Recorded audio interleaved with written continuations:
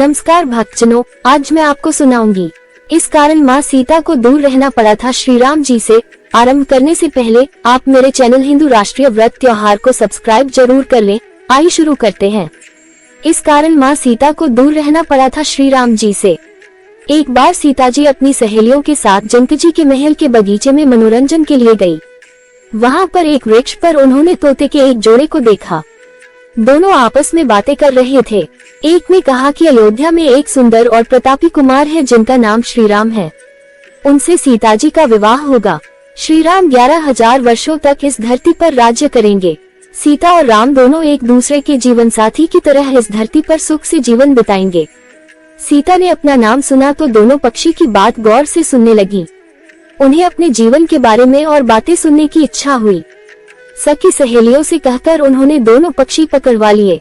सीता ने उन्हें प्यार से सहलाया और कहा, भय मत करो, तुम बड़ी अच्छी बातें करते हो। ये बताओ, ये ज्ञान तुम्हें कहाँ से मिला? मुझसे डरने होने की जरूरत नहीं। दोनों का डर समाप्त हुआ। वे समझ गए कि यह स्वयं सीता है।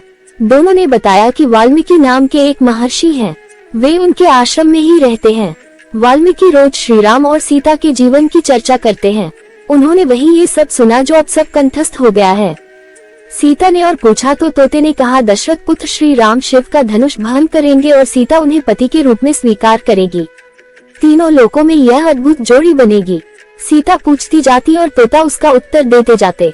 दोनों थक गए। उन्होंने सीता से कहा, ये कथा बहुत विस्तृत है, कई माह लगेंगे सुनाने में।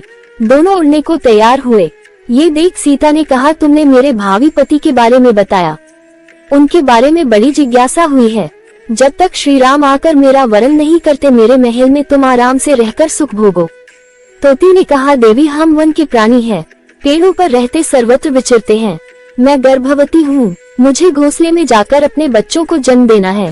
सीताजी नहीं मानी। तोते ने कहा, आप जिद न करें, जब मेरी पत्नी बच्चों को जन्म दे देगी तो मैं स्वयं आकर शेष कथा सुनाऊंगा। अभी तो हमें जाने दें। सीता ने कहा, ऐसा है तो तुम चले जाओ, लेकिन तुम्हारी पत्नी यही रहेगी, मैं इसे कष्ट न होने दूंगी। तोते को पत्नी से बड़ा प्रेम था। वह अकेला जाने को तैयार न था। जब तोते को लगा कि वह सीता के चंगुल से मुक्त नहीं हो सकता तो विलाप करने लगा। मुनियों ने सत्य कहा है, मौन रहना चाहिए। यदि हम कथा न कहते तो मुक्त होते। तोती अपने पति से विछोह सहन नहीं कर पा रही थी।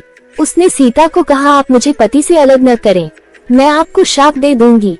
सीता हंसने लगी। उन्होंने कहा, शाप देना है तो दे दो, राजकुमारी को पक्षी के शाप से क्या बिगड़ेगा। तोती ने शाप दिया, एक गर्भवती को जिस तरह तुम उसके पति से दूर कर रही हो उसी तरह तुम जब गर्भवती रहोगी तो तुम्हें पति का बिछोह सहना पड़ेगा। शाप देकर तोती ने प्राण त्याग दिए। पत्नी को मरता देख तोता क्रोध में बोला, अपनी पत्नी के वचन सत्य करने के लिए मैं ईश्वर को प्रसन्न कर श्री राम के नगर में जन्म लूंगा और अपनी पत्नी का शाप सत्य कराने का माध्यम बनूंगा। वही तोता बाद में अयोध्या का धोबी बना जिसने झूठा लांछन लगाकर श्री राम को इस बात के लिए विवश किया कि वह सीता को अपने महल से निष्कासित कर दें।